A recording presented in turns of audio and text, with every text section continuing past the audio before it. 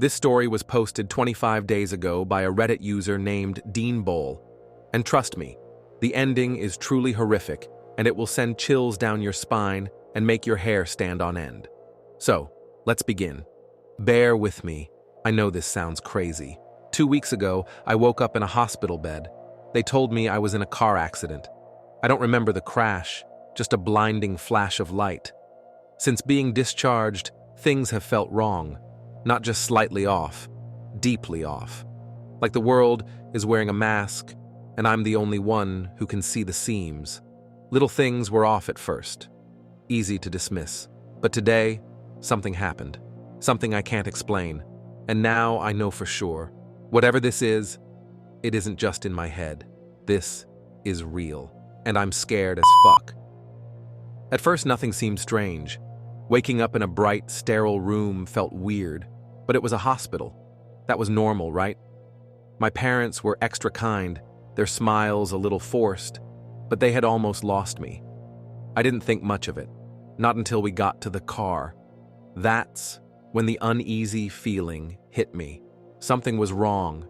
That's when their worry cracked and disappointment slipped through. They scolded me for wrecking my old 2003 Saturn, calling me reckless. Their words sounded right, full of concern, but something felt off. My mom's face kept changing, like she couldn't decide how to feel, and my dad, he barely moved at all. He sat stiff and unmoving, staring straight ahead, like turning his head wasn't an option, but I could feel him watching me. His gaze pressed against me from the rearview mirror, cold, unblinking. Every time I glanced up, I caught his eyes for just a split second before he snapped them back to the road. But I knew he never really looked away. By the 6th time, I stopped looking away too. The mirror became a silent battlefield, a one-way standoff. I waited for him to scold me again, to say something, anything, but he didn't. He never looked at the mirror again. It was a short drive. Nothing about it should have made me uneasy. Nothing that happened next was all that strange either. But the moment we stepped inside, something shifted. Coming from the harsh hospital lights and the golden stretch of road outside, I wasn't ready for the house's dim coolness. It wasn't dark. Mom always kept the shades open. She liked the light, but now they weren't quite shut, just not open enough. Like someone had started to close them, then stopped halfway. No one lingered. Mom murmured something about resting and disappeared into the master bedroom. Dad went straight to his office without a word. And just like that, I was alone on the living room couch. I popped a Tylenol, took a few hits from my pen in the bathroom, and settled in. The rest of the day passed in near silence, broken only by the sound of Mom's bedroom door opening and closing, over and over. I mindlessly scrolled through my phone, barely noticing the shifting sunlight, until a beam stretched across the room and stabbed at my eyes. Annoyed, I turned from my pillow to the armrest, buying myself another 20 minutes. Then another beam crept up, warming my feet like some passive-aggressive nudge from the sun. I sighed, peeled myself off the couch, and mumbled, "Fuck it, you win," before dragging myself to my room. I was asleep before I could think too much about it. The week that followed was unusual, to say the least. Normally, summer break meant stocking shelves at Walmart or messing around with friends, but the doctor's orders were clear. You've got a concussion. Don't be an idiot. No standing for long periods, no heavy lifting, no unnecessary risk. A doctor's note bought me a couple of weeks off. A temporary escape from the joys of minimum wage labor. It wasn't the end of the world. Part-time jobs come and go. For now, I just had some headaches and a free pass to lay low. Better that than risking something worse, whether from dreading work or from one of my friends intentionally drilling a basketball into my skull because we're over-competitive degenerates. I didn't feel much like going outside anyway. The weather had changed since the day I got back. Clouds hung low, thick and heavy, pressing down on the neighborhood. Even when the sun broke through, it was this weak, watery light that barely reached the ground. It just made staying inside feel more justified. So I did. I brought the Xbox up from the basement to my room. Normally, that wouldn't have flown, but if anyone asked, I'd just play the concussion card and call it win, but nobody even mentioned it, which felt odd. Like they should have, but didn't, so I just shut myself in, playing games, snacking, zoning out to Skyrim lore videos in the living room, whatever. The days seemed to melt together. Aside from family dinners, I didn't really talk to my parents. The conversations at the table were quiet, barely even conversations. Dad worked late, often disappearing right after dinner. Mom was around, I could tell that much. I heard her. The sound of the bedroom doors opening and closing. The creak of the floorboards when she moved. The soft sound of her feet brushing across the carpet upstairs. But I hardly saw her. Not in the kitchen, not in the living room, not even when I went to grab snacks late at night. Come to think of it, I don't think I ever saw her downstairs, except for dinner. Some groceries went bad, which was strange because Mom was always so on top of that sort of thing. When I pointed it out, she took me shopping, which ended up being kinda nice. I had more say in what we stocked the fridge with than usual. That was a win. But as we moved through the aisles, something caught my attention. People were staring at me. Not in a casual, passing way, more like they were trying to memorize my face, or maybe like they weren't sure what they were seeing. Every time I caught someone staring, they quickly turned their head, acting like they hadn't been watching at all. But the feeling didn't go away. Not a single person seemed to be able to hold a normal expression. It was as if they cycled through raw emotions while doing the simplest things. I started to feel like I was in danger, and then something worse happened. As Mom and I passed people, I could swear I heard them shift to watch me after we walked by. I never actually saw it, but I heard it. The faint squeak of shoes turning, the soft rustle of fabric moving. I wanted to ask Mom if she noticed anything, but the words got stuck in my throat. If she hadn't noticed, I'd sound insane. If she had, I didn't want to know. I tried to brush it off. I'd been a mess for the past week, barely keeping up with shaving, and my facial hair was patchy as hell. Maybe I just looked awful. Maybe I was imagining things. Whatever. And when I got back home, I jumped on Xbox, made plans with some friends for later in the week, and promised myself I'd clean up by then. Everything was fine. 2 days passed. Nothing worth mentioning, just this growing sense that something was off. Mom was moving around more, or at least, I think she was. I'd hear her footsteps, soft shuffling sounds that always seemed to stop just outside my door. The first few times, I brushed it off. Maybe she was just passing by. Maybe she was listening to see if I was awake. But the more I paid attention, the more it felt intentional. The house was dim, sure, but my room wasn't. I kept the shades on my bay window open, letting in just enough light to make it feel normal, or at least less like the rest of the house. The hallway outside? That was always in shadow. There was only one time a day when light from the high windows in the living room even touched my door, and it wasn't now. That's why I knew I shouldn't have seen anything. And yet, I did. I heard her, that same soft shuffle.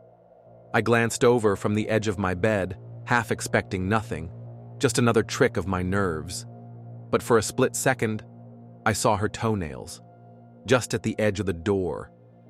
The moment I registered them, she shot back, too fast. So fast it was like she hasn't been there at all.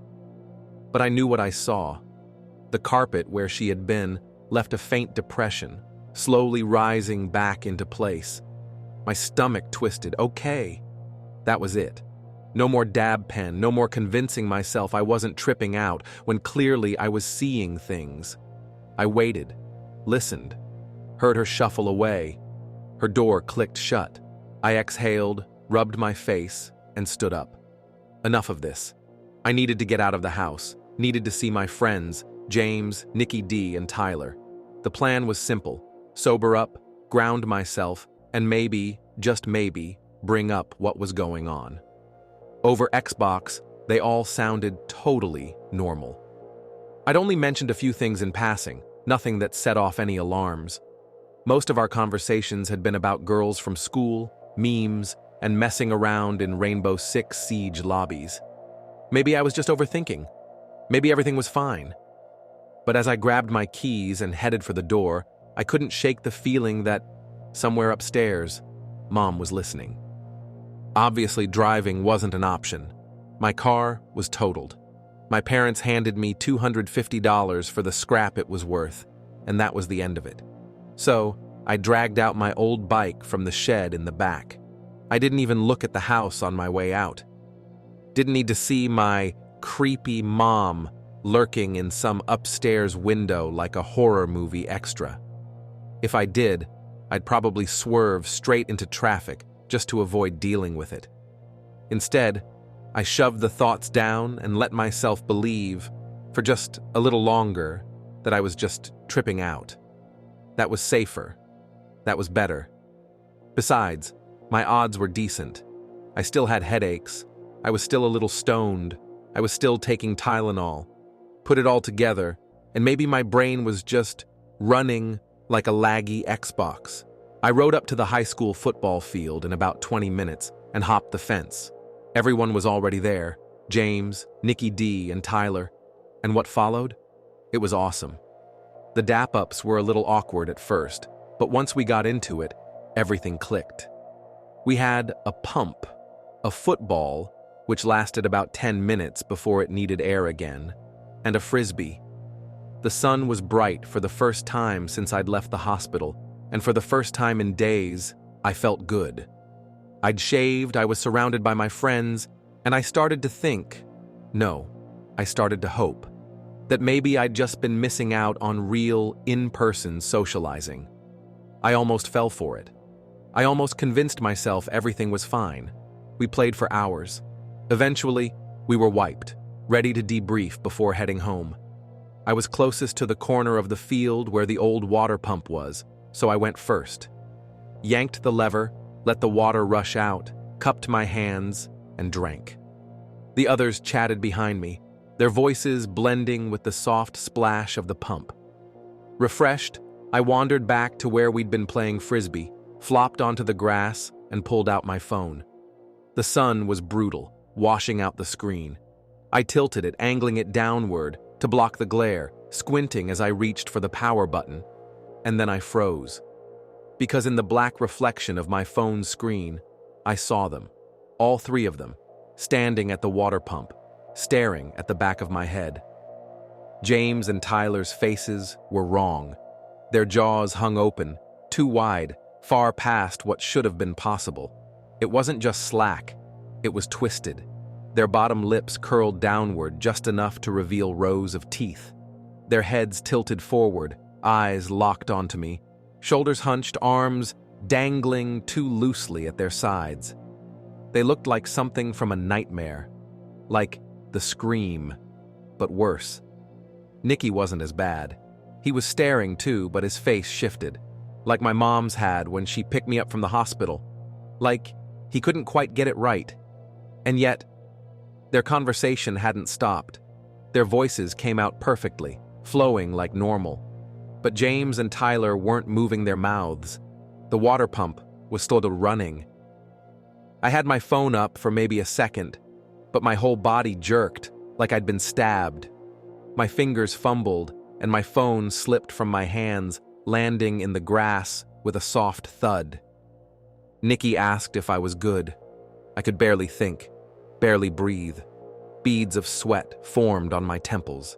I swallowed hard, forced a smile, forced the words out. Yeah, I'm great. And I turned to face them. Normal. They looked normal. Everything was normal. But my stomach twisted into knots because I knew what I saw.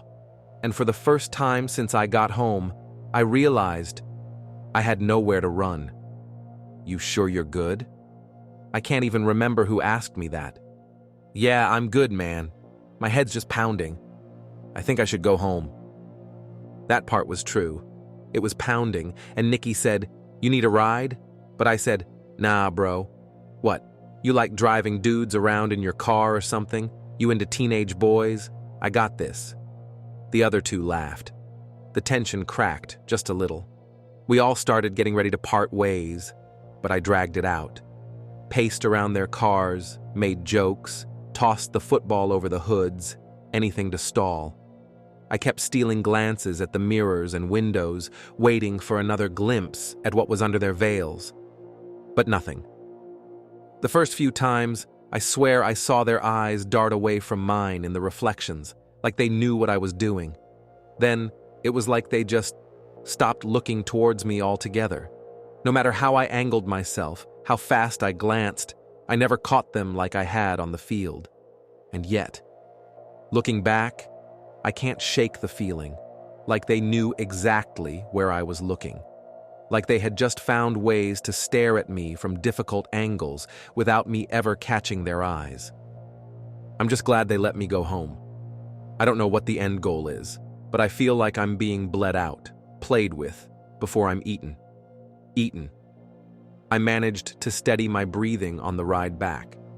As I pulled up to my house, I veered toward the spare garage, an old detached structure, barely used except for storage.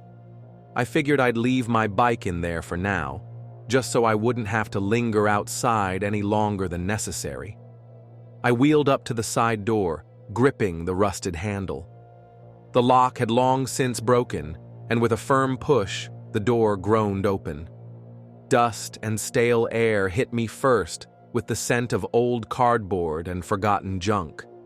The space was dim, faintly illuminated by streetlights filtering through the grimy windows. I rolled my bike inside, careful not to trip over scattered tools and warped furniture, when I froze. In the center of the garage, right where it shouldn't be, was my car. Perfectly intact, not totaled, not even scratched. My breath caught in my throat. I took a slow step forward, fingers brushing the hood.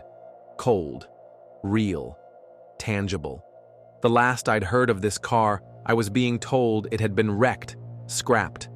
My parents handed me $250 and said that's all it was worth. So why was it here? I circled to the driver's side and peered inside. The keys weren't in the ignition, but they dangled from the dash. Something was off. The seat, normally adjusted to fit me, was pushed all the way back, like someone much taller had been sitting there. A low tremor crawled up my spine. The car, despite being untouched, was covered in dust. How long was I in the hospital? Doesn't matter. It was getting dark. I did a quick fluid check, ran my hands over the tires, making sure it'd be ready if I needed it, then jogged back to the house. But the second I stepped through the front door, it hit me again. Rapid, aggressive shuffling. Door slam. Then, in a voice too casual, too normal to be real, "Honey, you missed dinner. Want me to heat some up for you?" My mom asked me. "Nope." "It's okay, Mom. I'll handle it," I replied. The living room TV was blue-screened, casting a sickly glow over the open floor plan. I didn't dare mess with my parents' setup. At this point, they had to know I was onto them, and I would do nothing to disturb the peace. I grabbed some snacks from the fridge, went straight to my room, locked the door, dug out my old iPod Generation 6 from middle school, buried in a shoebox, and set it to charge. For a while, I just sat there, listening. It was too quiet. I FaceTimed the iPod from my phone, hesitating, debating whether I should even leave my room. The upstairs layout was simple. 4 rooms. Mine was first on the left at the top of the stairs. My parents' was last on the right. At the very end, a closet, where we kept detergent and towels. My bathroom was the last door on the left. The plan was simple. A strategic iPod drop-off during my next bathroom run. I executed flawlessly, waiting for the next round of patrolling before slipping out. I cracked the closet door just enough to give my iPod a view down the hall, plugged the charger in beneath the bottom shelf, and left it there like a hidden eye. a way to see what my parents really looked like when they thought no one was watching. I almost regret this decision. It seemed fine when I got back into my room and locked the door. I quietly angled my dresser in front of it, wedging my desk chair as tightly as I could under the handle.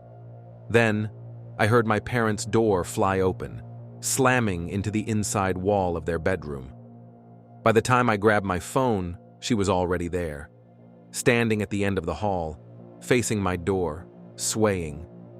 She was past the weird shifting face that Nikki had. Whatever this is, there's stages. Her jaw wasn't just distended, it was stretched beyond its limit. The skin pulled so tight it dangled with every sway of her body. Even from here, I could see the bags under her eyes. Not just dark circles, but loose, sagging folds that drooped to her upper lip, exposing way too much dry pink eyelid. Her hair, thin and patchy, clung to her scalp with a greasy sheen from the glow of the living room TV and the dim light spilling from the master bedroom. Her arms didn't hang. Her elbows were bent at stiff, unnatural 90-degree angles, shoulders hunched forward, wrists limp, long, bony fingers dangling. The only way I knew it was my mom was the pajama top. It clung to her sharp, skeletal frame, stretched over the ridges of her spine, hanging loose around her frail shoulders. She leaned in, pressed against the door, her head tilted, slow, deliberate, like she could see through the wood, tracking exactly where I was. And then, a whisper. "Honey, are you awake?" Her mouth didn't move, lips stretched thin, jaw unhinged and frozen in that grotesque, slack-jawed state. But the words came anyway, perfectly clear, perfectly human. And she said, "I know you're up, honey. I just heard you moving." Yeah, I just moved some furniture around. I didn't like where my TV was," I replied. Then, the whisper again, perfectly clear, perfectly human. "Can I see?" My throat tightened and I lied. "Not now, Mom. I'm naked right now. I don't want to get dressed." I was frozen, my face glued to my phone screen, not daring to look away from the grainy FaceTime feed. My breath barely made a sound. Then, finally, "Okay, tomorrow then." As she spoke, something shifted in the farthest, darkest corner past the stairs. At first I thought it was just shadow, but then an arm, thin, brittle, dangling down from the ceiling like a puppet on cut strings. Another arm followed, then a body, slow and deliberate, lowering itself down the wall. My stomach turned to ice. It was Dad. Did he ever even leave the house? Was he already this far along when he picked me up from the hospital with Mom? None of it mattered. He moved with absolute silence, clambering up the stairs as Mom whispered one last time, "Good night, son. I love you." Then Dad shuffled past her. Same stiff, unnatural cadence Mom had been moving with for weeks. If I weren't staring straight at him, I would have sworn it was still her. He went to the master bedroom, closed the door. Then, without making a single noise, he came back. A trick I would have surely fell for if I hadn't been watching them this whole time. He ended right behind where she was standing. And that brings me to now. For the past 2 hours, they've been outside my door. Every move I make, they track it. Through the wood, through the silence. It's 3:02 a.m. If I can just make it to daylight without passing out, I think I can open the bay window and jump. After that, straight to the spare garage. Grab the car, get the fuck out of town. I don't know how far this shit has spread, but I can't stay here. Oh fuck. They're getting on the ground, lowering themselves, peeking under the door. I might have to go right now. Okay. Fuck. I'll update this when I'm safe. And the story ends here. What do you think of this? Let me know in the comments section, and don't forget to like, share, and subscribe for more true horror content like this.